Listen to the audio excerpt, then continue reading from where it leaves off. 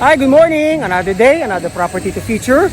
Welcome to Team Big Vlogs. And today, we have a special guest, yung property owner natin galing abroad. And first time niya bumisita dito sa Bataan at sa Camaya Coast. Tara, samahan niyo ako at ikot natin sila sa property nila. See you!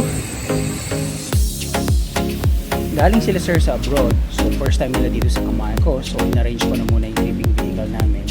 And then here, ina-explain ko sa kanila kung anong gagawin namin, kung saan ko sila iikot, at para ma-enjoy nila yung araw nila dito sa Camaya Coast.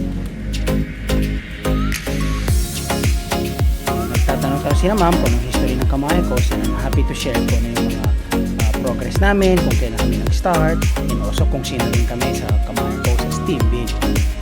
Dito, tinur ko muna sila sa model house natin sa Tandatangang Golf Residences. Pinapaliwanag ko kung yung basic model house natin na pwede na nagpatayuin, kung yung maximum height, saka yung mga easement sa harapan at sa gilid. So dito, tinutur ko na sila ngayon sa second floor ng bahay ng model house natin. After that, dumiretso na kami sa Station 2 kung saan sila kumuha ng property sa Sky Summit.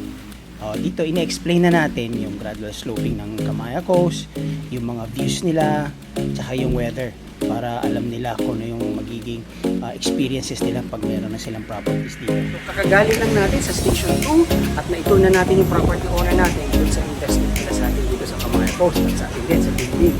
So if you want to know more about the properties that we're selling, from condos, residential lots, and commercial lots, don't hesitate to message us and give us a call. See you soon!